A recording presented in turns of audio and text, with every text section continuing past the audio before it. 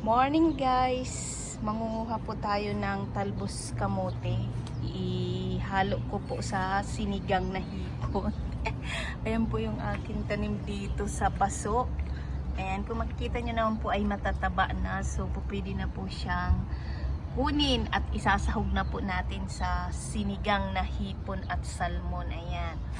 Ganito lang po yung ginagawa ko. Pinuputol ko po yan kasi tutubo ulit yan. Ganyan. So, ganyan lang po tayo mag-harvest. Ganito po kainaman kapag may tanim tayo dahil anytime po mayroon tayong pangsahog. Yan. Katulad po niyan, no? O, diba? Ayun, dun pa. Kunin natin lahat dyan at tutubo po ulit dyan. So, ito na po yung na-harvest natin na talbos kamuti. Wala po tayong kangkong, kaya talbos kamuti ang ilalagay ko sa sinigang na hipon at salmon. Ayan guys. 5 pirasong hipon at saka salmon ang isisigang natin ngayon. Ulam ng inyong lingkod. So, ayan na po. Nahimay na natin yung ating talbos kamuti. Fresh na fresh. Ayan. So, hugasan na po natin.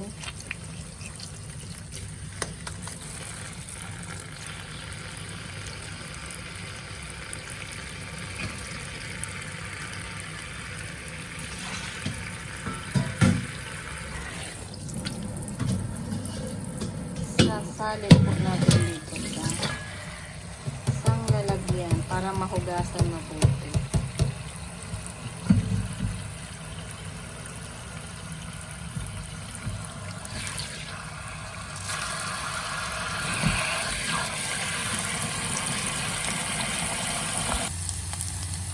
Ayan guys, magigisa muna tayo ng sibuyas at bawang para sa ating sinigang na hipon at salmon. Ayan. Wait lang po natin na mag-brown yung ating sibuyas at bawang para mabango ang ating sinigang. Ayan. Lagay natin ang ating kamatis.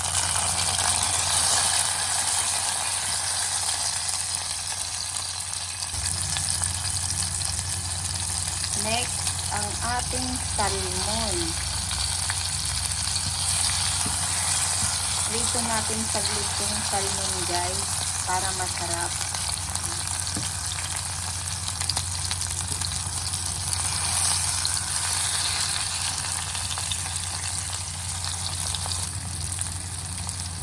Lagyan natin ng asin. Next, magic sarap. Para lalong masarap ang ating sinigang. Ayan. Okay. Then, lagyan na natin ng sabaw.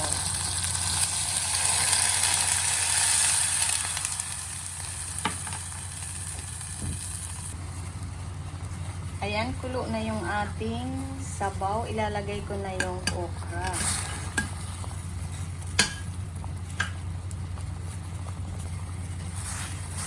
Mamaya po natin ilalagay ang hipon para hindi ma-overcook. Ayan.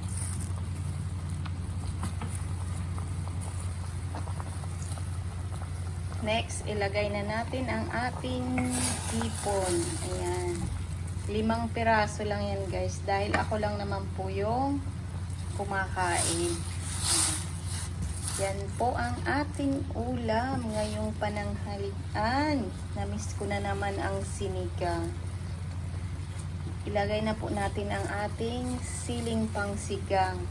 Pinapahuli ko po yung siling pangsigang para mabango ang sabaw. Next, lalagay na po natin ang ating sinigang mix. At ipapahuli po natin ang talbos kamote dahil napakabilis naman po nun iluto. At ayaw ko rin po ng overcook ang talbos kamote. So, ayan. Next, talbos kamote. Ang tanim ng inyong lingkod. Ayan. Yan guys. Maliit lang yung pinaglutuan natin guys dahil kunti lang naman yan.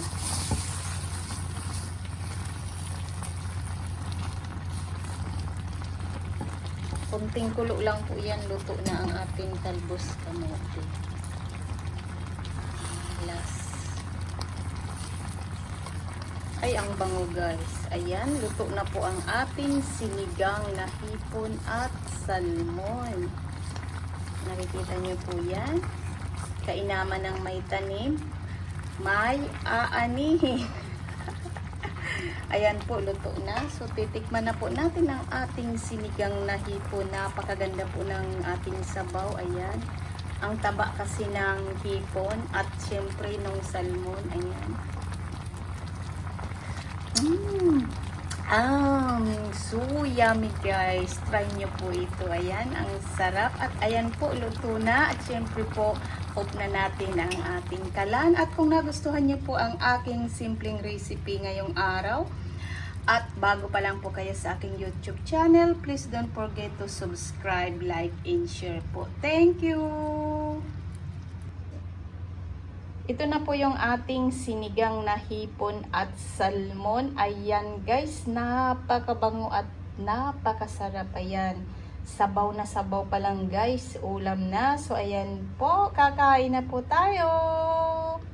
Let's eat guys!